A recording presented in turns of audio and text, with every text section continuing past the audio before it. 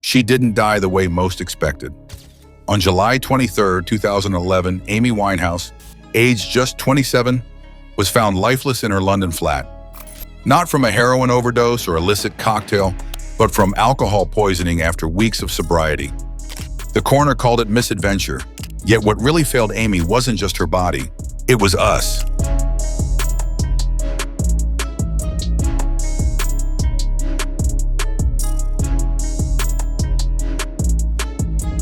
A flawed rehab system, media exploitation, untreated bulimia, and emotional isolation all converged. The closer we look, the clearer it becomes. Amy's death wasn't chaos. It was a slow, preventable collapse, one the world watched and misunderstood. A tragic final day.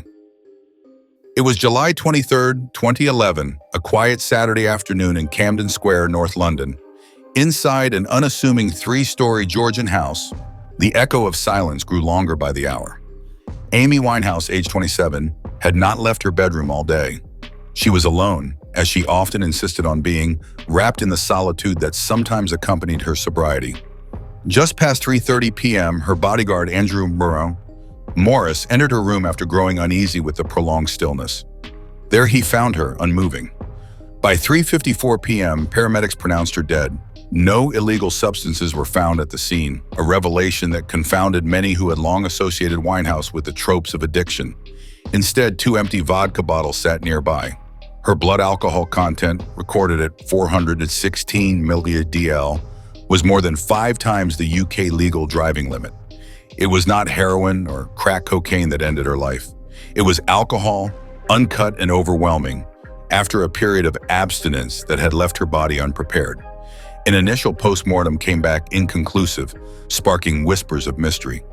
But the second coroner, Dr. Shirley Radcliffe, delivered a grimly poetic verdict: death by misadventure. Amy had voluntarily consumed alcohol, Radcliffe noted, but could not have anticipated the scale of its effect. A once regular substance had become a sudden poison. Her fragile physiology, worn thin by years of addiction and disorder, could no longer buffer the relapse. The official cause, accidental alcohol poisoning, was tragically clear, but the path to that outcome was knotted in complexity.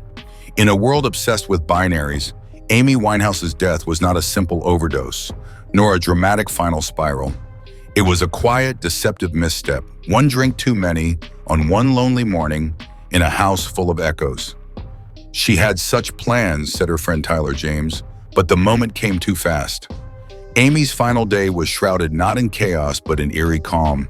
No overdose, no intervention, just silence and stillness. But beneath that serenity, years of turmoil had laid the groundwork for her collapse. Her death forced the public to reconsider what addiction truly looks like. Its unpredictable rhythms, its quiet ruptures. The next layer of truth came in the details. There were no drugs, just booze. But for someone like Amy, that was danger enough. No drugs, just booze. The autopsy confirmed it plainly. There were no illegal substances in Amy Winehouse's system. No opiates, no stimulants, only alcohol, in lethal concentration. It was a detail that stunned tabloids and fans alike, many of whom had pegged Winehouse's undoing to harder substances. But the truth was more sobering. After months of sobriety, even moderate drinking could prove fatal. And on July 23rd, the alcohol hit her like a flood against crumbling levees. The coroner's office initially botched its findings. Suzanne Greenaway, the first inquest's presiding official, was later found to be unqualified, a shocking revelation that required a second inquest by October 2012. That final report, delivered January 8, 2013, reaffirmed the same cause: accidental alcohol poisoning. Her 416 mg/dl blood alcohol content wasn't just high, it was catastrophic, capable of respiratory arrest. The delay in closure deepened the ache among family and fans, who had already endured too many questions. Winehouse's general practitioner, Dr. Christina Romete, testified that Amy had acknowledged several relapses in the months prior. On their last visit, Amy seemed calm and somewhat guilty, aware of the danger but also hopeful. Her body, however, told a harsher story. Years of bulimia, as her brother Alex Winehouse would later explain, had weakened her from the inside. Her organs were compromised, her ability to tolerate toxins severely reduced. She was sober until July 20th, said Andrew Morris, her bodyguard, so by the 23rd, her tolerance had collapsed. In other words, what might have once been manageable had become deadly. A common, terrifying truth in addiction recovery is that the same dose can be far more dangerous after detox. Amy didn't need more drugs. She needed more time, more margin. But the disease had rewritten her biology, and her misjudgment proved irreversible. The toxicology was conclusive, but it didn't resolve the haunting paradox. Amy had, by all appearances, been trying. She was weeks into sobriety. She had support, friends, a doctor who understood her. Yet it wasn't heroin or crack that brought her down. It was the alcohol she'd once used to quiet the chaos. Her death wasn't just chemical, it was systemic. And in her final hours, she joined a tragic constellation of artists who died at 27, a pattern as strange as it is devastating.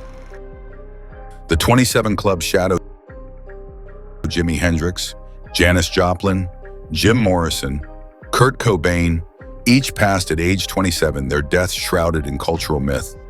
Amy Winehouse became the latest member of this tragic pantheon, her death rekindling discussions about the so-called 27 Club, where creative genius and personal self-destruction often intersect. Unlike some of her predecessors, Amy's decline unfolded in full view. Every relapse, every stumble, a broadcast by the paparazzi and poured over in tabloids. The Reel's series Autopsy, the last hours of revisited Winehouse's final days, highlighting a scientific reality. After prolonged abstinence, the liver's enzyme systems downregulate. Sudden heavy drinking can overwhelm this weakened metabolic machinery, turning familiar toxins into fatal agents. The Los Angeles Times echoed this. Abrupt abstinence, followed by binge drinking, is a recipe for silent collapse. And Amy, vulnerable from detox and malnutrition, bore the full brunt of this interaction. Her 2006 album, Back to Black, had won 5 Grammy Awards in 2008, launching her to global superstardom. But the pressure of that success and the relentless attentions it brought became a second poison. Tyler James later reflected, "When you go to rehab, you have to be the strongest." And she had to go through that in front of people. Her recovery was never private. It was public performance, haunted by expectation and the fear of creative compromise. The idea of a cursed age might seem superstitious, but the pattern of 27 remains unsettling. What links these artists isn't numerology, but a shared fragility. Young adulthood under the crushing weight of fame, emotional instability, and substance abuse. Amy Winehouse didn't die because she was 27, but by that age, her life had already burned through a decade of brilliance and destruction. And when she joined that infamous club, the world stopped and asked again, what is the real cost of genius? Public versus private struggle. Amy Winehouse's battle with addiction was no secret. It was the storyline the media refused to let go. By the time she died in 2011, she had reportedly resisted 9 separate rehab stints. To the public, it appeared as stubbornness. But behind the scenes, it was something deeper. A desperate attempt to preserve her identity, her creativity, her soul. "They tried to make me go to rehab," she sang in 2006. "I said, no, no, no." It wasn't a lyric, it was a line in the sand. Dr. Christina Romete, her longtime physician, said that Amy was not in denial but deeply self-aware. She knew her demons, Romete testified, and she hated what they did to her music. Winehouse believed that rehab would sanitize her pain, dilute the rawness that made Back to Black so haunting. Her lyrics came from lived experience. What would they become if she dulled that reality? For Amy, sobriety was a paradox. Survival came with the risk of losing her voice. The biopic Back to Black 2024, directed by Sam Taylor Johnson, attempted to narrate this internal war. But many critics and fans claimed it missed the mark. They felt the film sanitized her struggle, softening the jagged edges of her decline. Compared to Asif Kapadia's Amy, 2015, which leaned heavily into archival footage and raw honesty, Back to Black was more restrained, even cautious. Viewers wondered aloud, can you honor someone like Amy without confronting the full depth of her torment? Even Amy's father, Mitch Winehouse, was accused of shaping the narrative to downplay her suffering. Yet at the inquest, his voice broke when he admitted, "It is some relief to finally find out what happened, how close she was to being healthy." He had watched her move from chaos to calm and back again, and in those final weeks, she really had seemed better. But as the world now knows, seeming isn't being, and healing is not a straight line. Amy Winehouse stood at the crossroads of genius and self-erasure. She fought to protect her voice, even when that meant refusing help. But behind every choice was the weight of public expectation and the relentless exposure of her most private failures.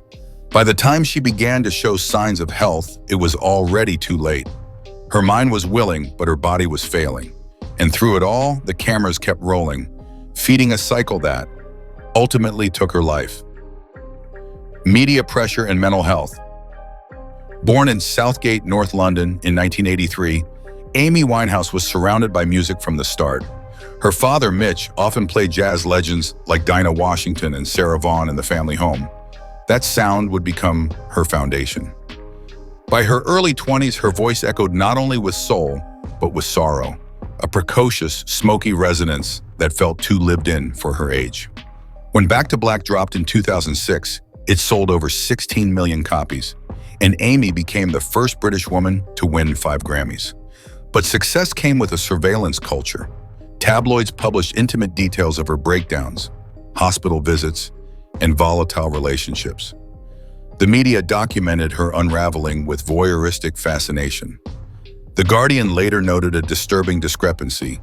When male artists spiraled, it was tragedy. When Amy spiraled, it was entertainment. This cruel double standard left her vulnerable and exhausted.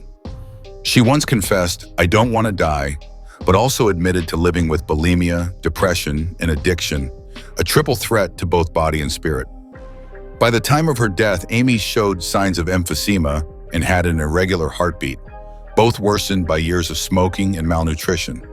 Her condition was fragile, even invisible. She wasn't skeletal, but internally her body was deteriorating. Her family, especially her mother Janice, said she would go days without eating, then binge. Her voice could still fill a room, but her heart was fluttering, literally, struggling to beat with regularity. It wasn't just the substances, it was the damage no one could see. The culture around her failed to protect what mattered. Even when she wasn't using, the stress of fame exacerbated her decline. In an age where reality and spectacle blur, Amy's life became a public opera, complete with paparazzi, online cruelty, and unending scrutiny. "She wasn't built for this world," said close friend and artist Tyler James. In truth, few are. But Amy's sensitivity made her music transcendent and her life unbearably fragile. As the public demanded more of Amy's voice, her body gave less and less. It's a tragic irony. The same system that celebrated her brilliance also fed her destruction. The autopsy confirmed what her heart and liver already knew. She was no longer built for this. Yet even in death, the story was far from over. Legal errors, conflicting timelines, and haunting details kept the truth just out of reach. What followed was an autopsy, not just of the body, but of an era. The autopsy's aftermath. The immediate autopsy following Amy Winehouse's death was marred by procedural failings. Conducted shortly after July 23, 2011, it was handled by Suzanne Greenaway, who, as it turned out, lacked the proper credentials to serve as a coroner. The oversight forced a second inquest, which took place in October 2012, with a final ruling delivered on January 8, 2013.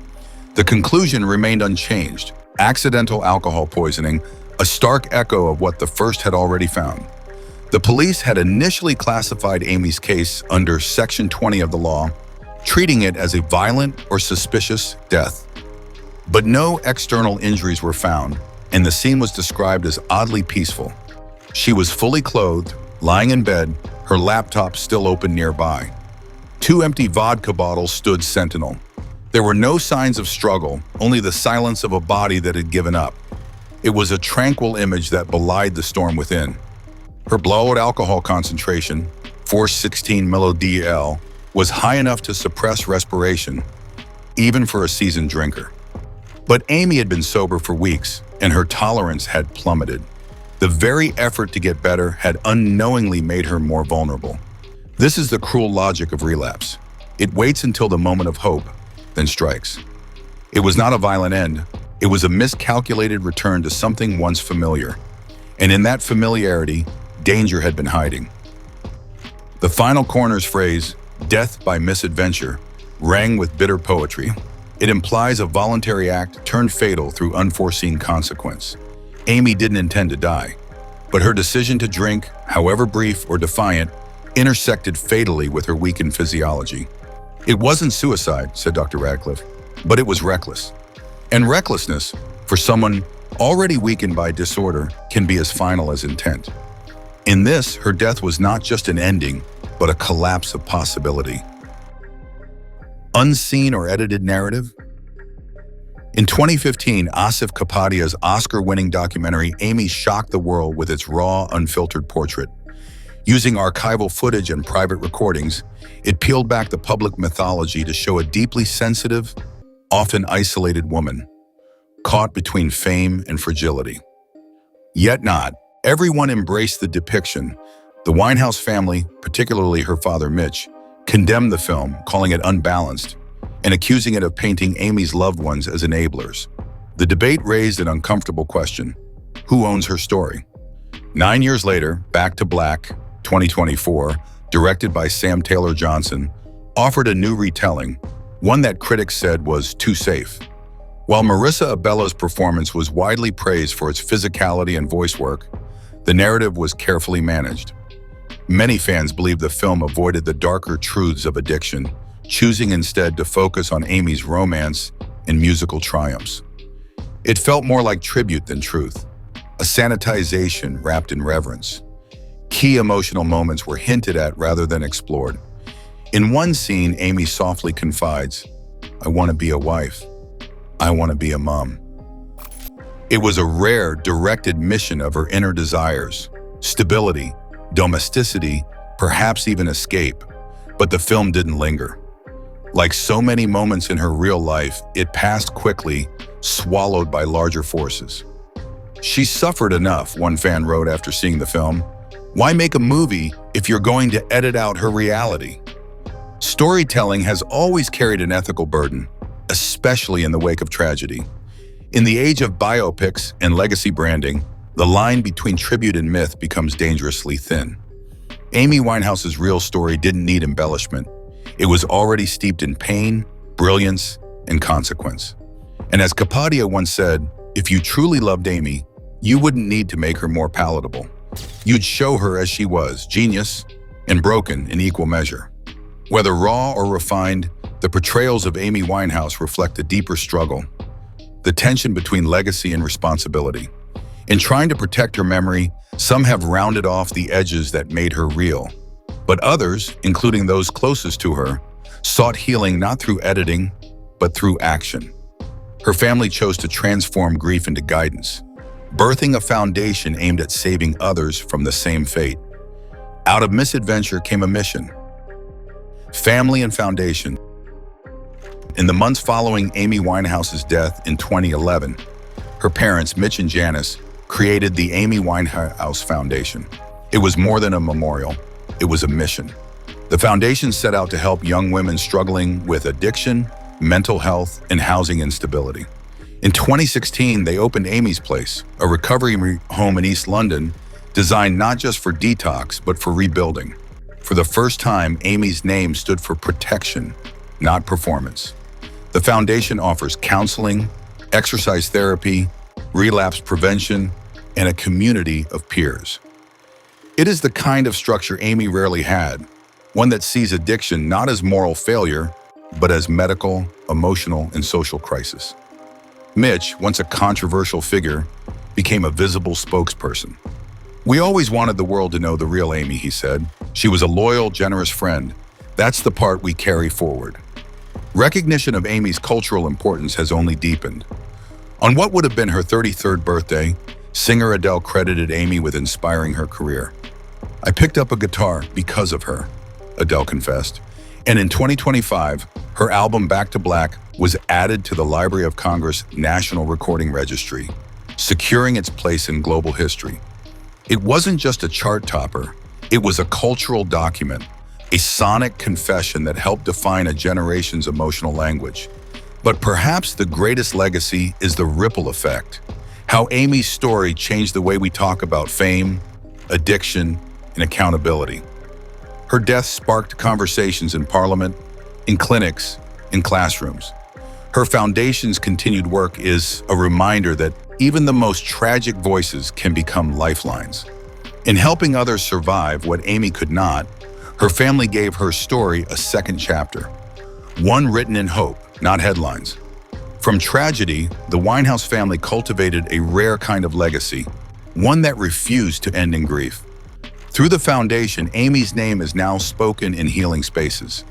Yet her musical legacy remains undiminished.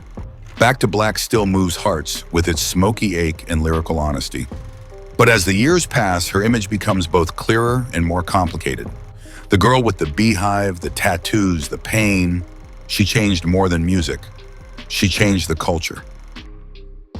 Legacy in music and culture. Amy Winehouse's Back to Black is now one of the best-selling UK albums of the 21st century, a record of emotional depth that resonated across continents. Blending jazz, soul, R&B, and confessional poetry, she brought vintage sonics into the modern era. Her voice, textured and bruised, seemed to carry the entire weight of her generation's heartbreak. Artists like Florence Welch, Lady Gaga, and Adele cite her not just as an influence, but a blueprint. Her style was unmistakable. The beehive hair, thick cat-eye eyeliner, and old-school fashion didn't just reference the past, they reinvented it. Amy turned her body into a canvas of contradictions, delicate yet defiant, retro yet raw. Her aesthetic choices inspired designers and performers alike, creating a cultural resurgence of vintage expressionism in fashion and media. But behind the look was always a woman writing from the deepest wound. VH1 ranked her the 26th greatest woman in music, acknowledging not just her voice, but her impact. She made confessional songwriting cool again, long before it became industry norm. Every track felt like a diary entry, soaked in real tears. Even her flaws became art. Love Is a Losing Game wasn't just a song. It was a philosophy, a warning, and a mirror for countless listeners navigating their own heartbreaks. Tributes continue to emerge, documentaries, murals, cover albums, and academic studies. Yet there remains a warning in the reverence. Do not smooth over the suffering.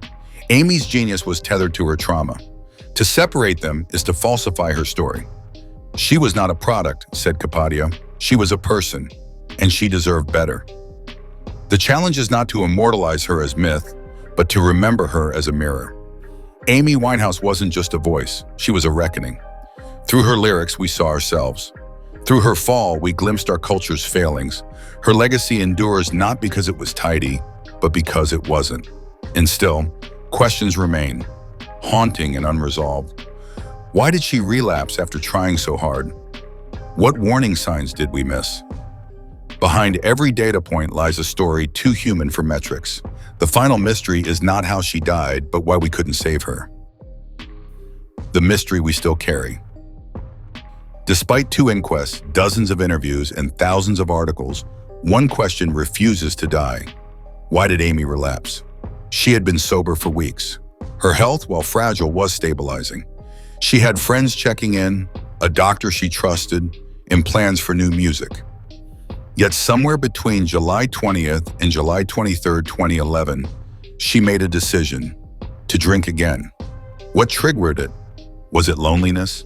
Was it defiance? Or was it a final, exhausted surrender?